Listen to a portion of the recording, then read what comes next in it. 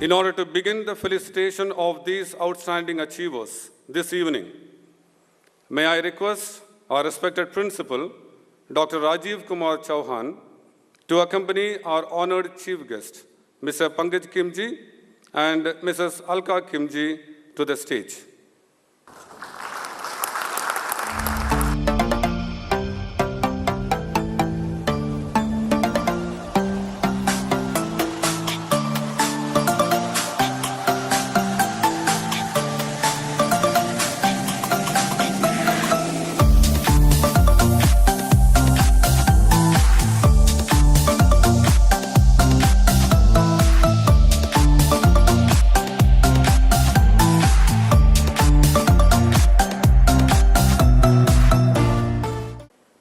Fellow parents, distinguished guests, members of the board of the Indian schools, the guest of honor,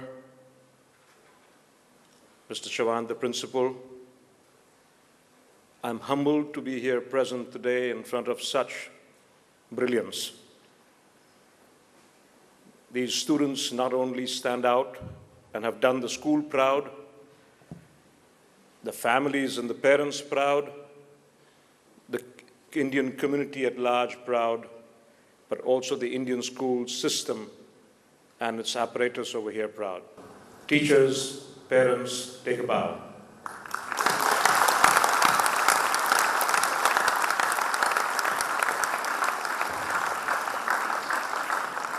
It's indeed a privilege and a pleasure to be here, not the first time, but this award, conferring the award and sponsoring the award on behalf of the family is probably one of the finest moments, not just for the family, but for the entire Khimji Ramdas organization.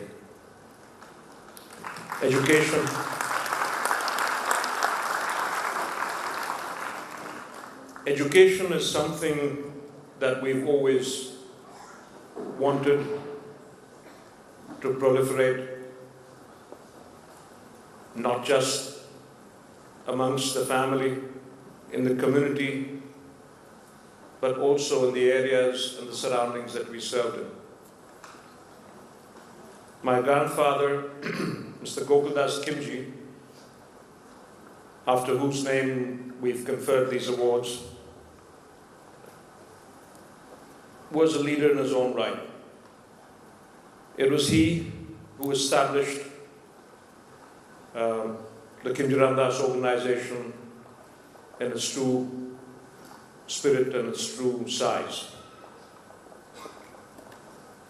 I don't want to take up time and explain to you who he was, but it's important that you understand the award under whose name you've just received.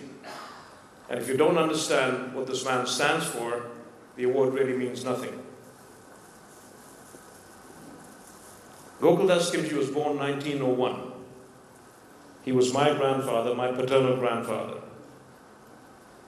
We were 60 years apart in age, but in spirit he lived to see me and I lived to see him.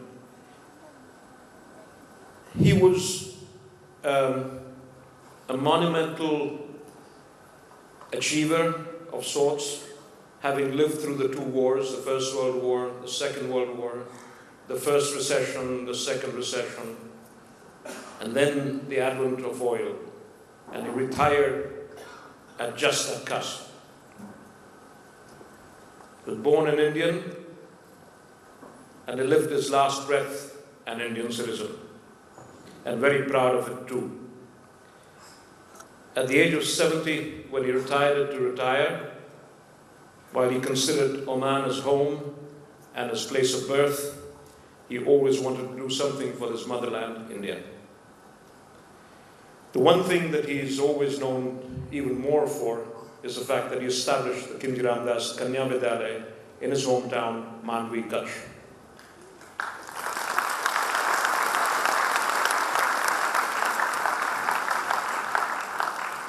Of late, the girl-child empowerment, the girl-child education, the girl-child nourishment seems to be in vogue. But back then, 70 years ago, he started the revolution for educating the girl child in a place, Kutch, Gujarat, when there was no education available. And he started a girls' school only for girls. Not only did he start that school, he went on to put up a boarding house for the farmers' girls to come and stay there so that they wouldn't have to travel long distances, early mornings and late evenings. That school still exists and has just something short of about 3,500 girls and boys now studying there.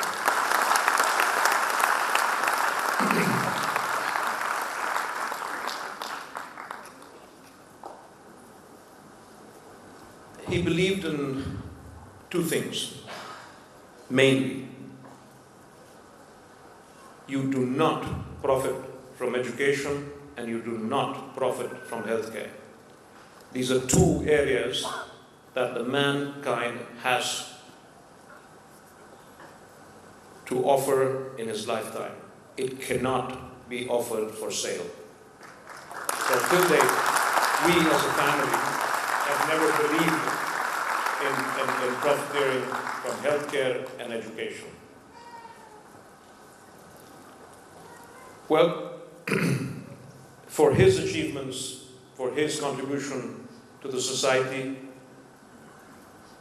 to the times when challenges were even more than what we see today, at times when there was nothing, no material comfort, he did contribute towards the upliftment of the agricultural society in Oman and of the date farmers. As early as 1930s and 40s and 50s, he helped the Omani farmers in marketing their date products in India, marketing dry line, for which Oman was famous for in the 50s and 60s and 40s, to places as far as Iraq, Kuwait, Bahrain. And in doing so, he also helped the upliftment of the agricultural society, which otherwise did not exist in the whole region, whole Middle East, but Oman flourished in this particular trade, and he contributed to that. Number two, he helped in establishing Oman's relationships, not just with the region, but also in nourishing, nurturing trade and relations with foreign entities. For his contributions during and after the Second World War, he was conferred with the Rai Bahadur and Rai Sahib awards earlier. So, boys and girls, students of great excellence and well-deserved merit awards, congratulations. I wish you all the best. I hope that you will go ahead and achieve far greater laurels and make a difference to mankind. Congratulations. I'm not here, and I don't like giving speeches, but I would like to share with you certain thoughts, and I thought that you, as students and parents, might want to inculcate in each other. I don't know whether the students can inculcate anything in the parents, but it's only right that we have a talmail between the parents and students, and this is very important. There are a few attributes that an individual gets recognized for. You will grow into serving your organization, serving your families, serving your country, in whichever form. But there are 4 or 5 attributes that you must always undertake to inculcate within yourselves. One is the attribute of trust and care. Nothing goes without trust. You cannot grow without being a careful and a caring person. So these are part of the ethics that you have to have a value system within the family, within yourself, that you're known for. You cannot just be just an individual dry. Please inculcate these 2 thoughts of trust and care. Hard work and teamwork. Hard work by yourself is not just sufficient.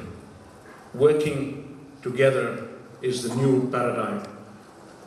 It's HWWT, don't forget. How we work together. It's not how I work. So always relation. You need to work in a group, and you should learn to work in a group, because if you only learn to be an individual, not good enough. relationships and managing people. If you can't build a relationship, how will you manage people? Because you cannot manage people and gain respect. You have to work to gain respect. Your work will gain you respect. You don't buy that. So if you can't manage a relationship, you will never lead. Knowledge and learning in perpetuity. Never stop gaining knowledge, never stop learning. Keep moving. There is no end to these two definitions. Please keep going. Patience, tolerance. It's far, we don't see that much amongst youth. Please, please, please, it's the greatest virtue. Patience and tolerance. Don't forget that. There are no shortcuts. You can't have shortcuts. You have to build your own way, and you will have to tread that path. Work, family, country. Make a decision. What comes first? The country, the family, or work? I'll give you a hint. Country, work, family. But you can't do without any one of those three. They are your priorities. There's no life without stress. Stress is part of life. Don't grieve. There should be challenges. Without challenges, there's no fun. And without fun, there's no life. Keep on undertaking challenges. It's good for you. If you don't keep your heartbeat moving, the heart stops ticking. Okay? Do away with negativism. Please. It doesn't serve you. It doesn't serve mankind. Travel, explore, discover, innovate. Make time for yourself. It's not just about your work, and it's not just about your family, and it's not just about something. You have to give a little bit of time to yourself to explore, to think, to rational. Adapt and embrace change. This world is changing faster than we know, and faster than we will ever realize. With this, I thank you for having me here. My wife, on behalf of my wife, my daughter, my son, the extended Khimji family, I wish you, the awardees, all the very best in the future, and keep working hard. Thank you.